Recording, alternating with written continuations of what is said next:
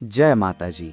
હરે કૃષ્ણ પ્રિય ભક્તો, આજથી એટલે કે 19 માર્ચ ગુરુવારથી ચૈત્ર નવરાત્રિની શરૂઆત થઈ રહી છે. એટલે કે આજથી માતા રાણીનું આગમન થઈ રહ્યું છે અને ચૈત્ર નવરાત્રિમાં 9 દિવસ સુધી મા દુર્ગાના 9 સ્વરૂપોની ઉપાસના કરવામાં આવે છે. માતા રાણીના આ 9 દિવસો ખૂબ જ શક્તિશાળી અને પાવન હોય છે. દરેક ઘરમાં માતાની ચોકી સ્થાપવામાં આવે છે અને પૂરા વિધિ વિધાનથી પૂજા થાય છે. નવરાત્રિમાં ઘટ સ્થાપનથી લઈને કન્યા પૂજન સુધીનું વિધાન છે અને આ દિવસોમાં અખંડ જ્યોત પ્રગટાવવી પણ શુભ માનવામાં આવે છે.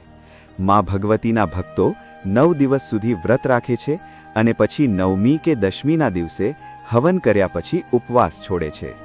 જો તમે પણ મા દુર્ગાના ભક્ત છો અને નવરાત્રિની પૂજા કરી રહ્યા છો તો આ વિડીયોમાં એટલે કે વાર્તામાં અમે તમારી સાથે નવરાત્રિ પૂજાનું શુભ મુહૂર્ત, ઘટ સ્થાપનનું શુભ મુહૂર્ત, મા શૈલપુત્રીની સંપૂર્ણ પૂજા વિધિ, મંત્ર અને નિયમોની જાણકારી શેર કરવા જઈ રહ્યા છીએ. જો તમને આ જાણકારી પસંદ આવે તો વિડીયોને લાઇક જરૂર કરજો. દર વર્ષે ચૈત્ર માસના શુક્લ પક્ષની પ્રતિપદા તિથિએ શુભ મુહૂર્તમાં કળશની સ્થાપના કરવામાં આવે છે, જેને ઘટ સ્થાપન પણ કહેવાય છે. ઘટ સ્થાપન તમામ શુભ શક્તિઓનું આહ્વાન કરવા માટે અને પોતાના જીવનના તમામ દુઃખોને દૂર કરવા માટે કરવામાં આવે છે અને માતા રાણી પોતાના ભક્તોને વિશેષ આશીર્વાદ પણ આપે છે. જે ઘરમાં ઘટ સ્થાપન થાય છે, જો તે શુભ મુહૂર્તમાં ન કરવામાં આવે તો તેના અશુભ પરિણામો પણ ભોગવવા પડી શકે છે. આ વખતે ચૈત્ર નવરાત્રિનો શુભારંભ 19 માર્ચ ગુરુવારથી થશે અને નવરાત્રિનો સમાપન 27 માર્ચ શુક્રવારે રામનવમીના દિવસે થશે. ચૈત્ર શુક્લ પ્રતિપદા તિથિ 19 માર્ચ ગુરુવારે સવારે 6:54થી શરૂ થઈને 20 માર્ચ શુક્રવારે સવારે 4:52 પર સમાપ્ત થશે. આ વખતે કળશ સ્થાપન કરતી વખતે સમયનું તમારે થોડું વિશેષ ધ્યાન રાખવું પડશે, કારણ કે 19 માર્ચ ગુરુવારે સવારે અમાસની તિથિ પણ રહેશે અને કળશ સ્થાપનનું જે શુભ મુહૂર્ત છે તે સવારે 6:54થી 7:43 સુધી રહેશે.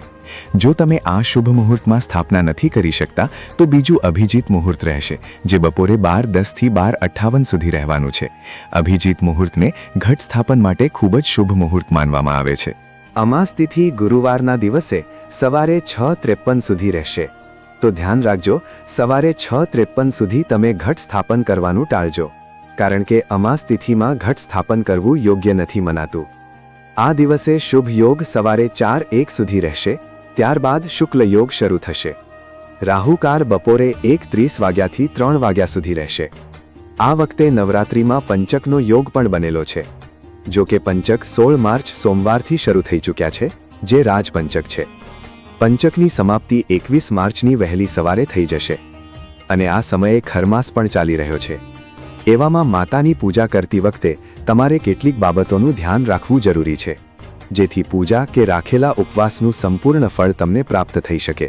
ચાલો હવે નિયમ, મંત્ર અને પૂજા વિધિ વિશે જાણી લઈએ. દેવી ભાગવત પુરાણ અનુસાર એકવાર પ્રજાપતિ દક્ષે પોતાના ત્યાં એક વિશાળ યજ્ઞનું આયોજન કર્યું હતું, જેમાં તેમણે તમામ દેવી દેવતાઓને બોલાવ્યા, પરંતુ ભગવાન શિવ અને પોતાની પુત્રી સતીને તેનું નિમંત્રણ મોકલ્યું નહીં. ભગવાન શિવે દેવી સતીને યજ્ઞમાં વગર બોલાવ્યે જવાની ના પાડી, પરંતુ માતા ન માન્યા અને તેઓ સમારોહમાં ગયા. દેવી સતીના પિતાએ યજ્ઞમાં દેવી સતી અને ભગવાન શિવનું ખૂબ અપમાન કર્યું, જેનાથી માતા ખૂબ આહત થયા અને તેમણે યજ્ઞની વેદીમાં કૂદીને પોતાના પ્રાણોની આહુતિ આપી દીધી. ત્યારબાદ દેવી સતીએ પાર્વતીના રૂપમાં જન્મ લીધો અને તપસ્યા કરીને મહાદેવને પતિના રૂપમાં પ્રાપ્ત કર્યા. દેવી શૈલપુત્રીનું વાહન બળદ છે, તેથી તેમને વૃષારૂઢા તરીકે પણ ઓળખવામાં આવે છે. દેવી શૈલપુત્રીની 2 ભુજાઓ છે, જેમાં તેમણે ત્રિશૂળ અને ડાબા હાથમાં કમળનું પુષ્પ ધારણ કરેલું છે. નવરાત્રિના પહેલા દિવસે પૂજામાં વધુ સમય લાગે છે અને કેટલીક વિશેષ સામગ્રીઓની જરૂર પણ પડે છે, જે તમારે પહેલા દિવસે જ જોઈએ છે, જેની વ્યવસ્થા 1 દિવસ પહેલા જ કરી લેવામાં આવે છે, કારણ કે આ દિવસે ઘટ સ્થાપન પણ કરવામાં આવે છે. જો તમે ઘટ સ્થાપન કરી રહ્યા છો તો તમારે જે જગ્યાએ ચોકી સ્થાપવાની છે ત્યાં ઉત્તર, પૂર્વ, ઈશાન કે પૂર્વ દિશા તરફ મોઢું રાખીને પૂજા કરવી જોઈએ. દિશાને પસંદગી જરૂર કરી લેજો. ઈશાન ખૂણાને પૂજા માટે ઉત્તમ માનવામાં આવે છે. તે જગ્યા પર ગંગાજળ છાંટીને શુદ્ધ કરી લો. ગાયના છાણથી લીંપી શકો છો અથવા ગેરુથી લીંપી શકો છો. પછી તે પવિત્ર જગ્યાએ હળદરથી વચ્ચે સાથીઓ એટલે કે સ્વાસ્તિક બનાવી તેની ઉપર લાકડાની ચોકી મૂકી સાફ પીળું વસ્ત્ર પાથરી ચોકી પર ડાબી બાજુ કળશની સ્થાપના કરો. જો જવારા વાવવા માંગતા હોય તો જવારા વાવો.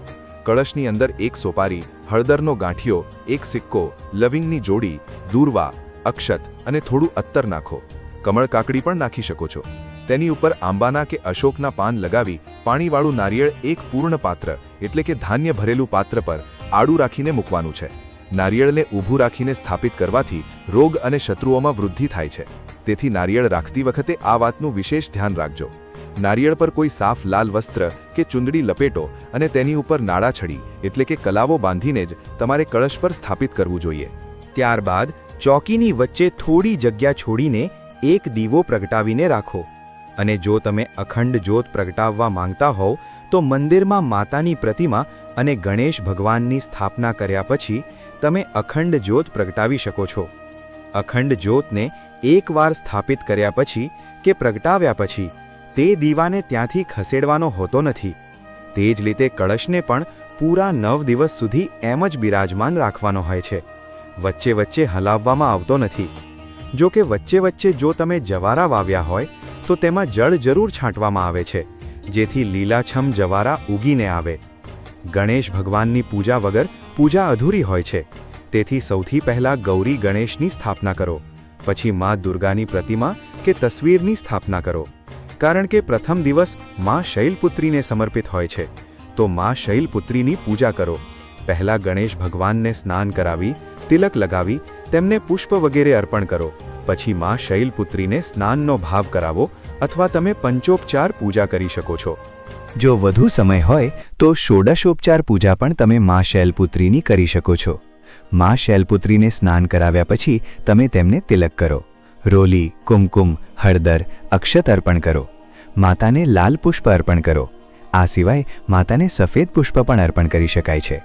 દરેક દિવસની પૂજામાં લાલ, પીળો કે સફેદ રંગ તમે પ્રયોજી શકો છો અને આ જ રંગોના ફૂલ પણ માતાને અર્પણ કરી શકો છો.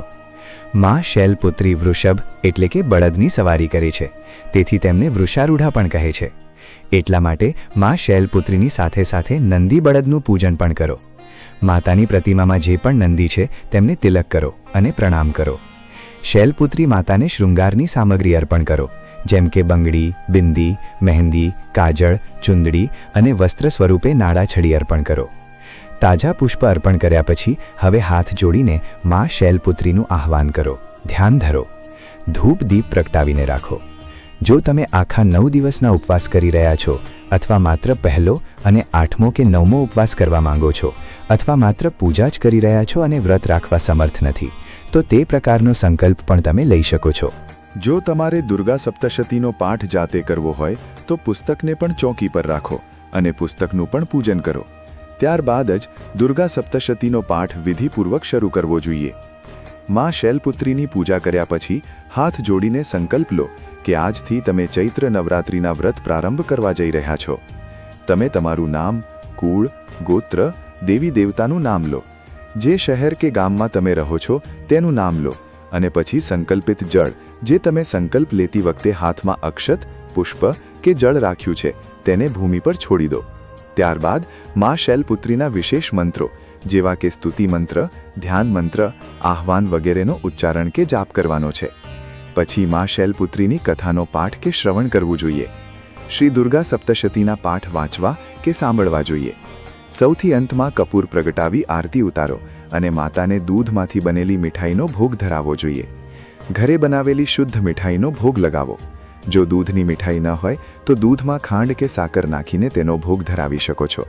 મલાઈ કે પેંડાનો ભોગ પણ માતાને અતિ પ્રિય છે. ભોગ લગાવ્યા પછી માતાને પાન, સુપારી, ઇલાયચી અવશ્ય અર્પણ કરો.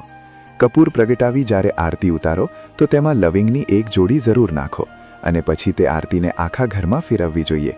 આવું કરવાથી ઘરની નકારાત્મકતા દૂર થાય છે. દરેક દિવસે અગિયારી પણ કરવી જોઈએ. અગિયારી એટલે નાનો હવન જે તમે જાતે કરી શકો છો, જેમાં તમારે ગાયના છાણનો ટુકડો લઈને તેને સળગાવવાનો છે. જ્યારે ધુમાડો શાંત થઈ જાય ત્યારે તેને કોઈ હવન કુંડમાં કે માટીના મોટા દીવામાં મૂકી તેમાં કપૂર નાખી પ્રગટાવો. હવન સામગ્રી અર્પણ કરો. ઓમ દૂમ દુર્ગાયે નમઃ સ્વાહા મંત્રનો જાપ કરતા 5 કે 7 વાર હવન સામગ્રી નાખો. લવિંગની એક જોડી અગ્નિમાં હોમો. જો તમારી પાસે ગૂગલ હોય તો તે પણ અર્પણ કરી શકો છો. તમે માતાજીને જે પણ ભોગ લગાવ્યો છે, જેમ કે પતાસા, સાકર કે મીઠાઈ, તેનો એક નાનો ભાગ પણ તમારે અગ્નિમાં એટલે કે અગિયારીમાં અર્પણ કરવો જોઈએ. આ રીતે અગિયારી કર્યા પછી જમણા હાથમાં થોડું જળ લઈ અગિયારીની ચારે બાજુ ભૂમિ પર છાંટવું જોઈએ.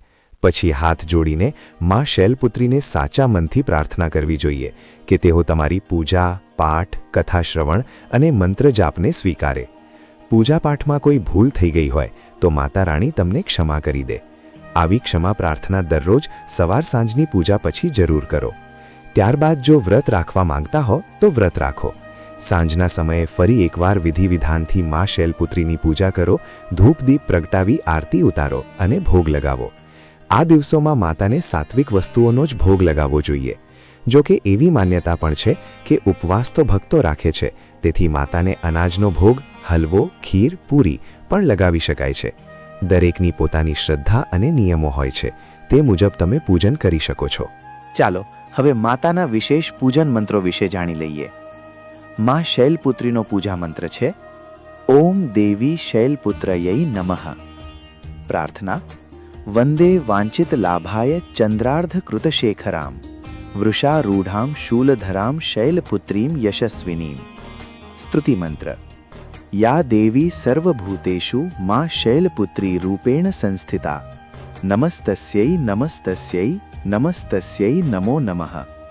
કવચ ઓમકારઃ પાતુ મૂલાધારે નિવાસિની હ્રીંકારઃ પાતુ લલાટે બીજરૂપા મહેશ્વરી શ્રીંકારઃ પાતુ વદને લાવણ્યમયી મહેશ્વરી હોંકારઃ પાતુ હૃદયે તારિણી શક્તિ સ્વરૂપિણી ફટકારઃ પાતુ સર્વાંગે સર્વસિદ્ધિ ફલપ્રદા.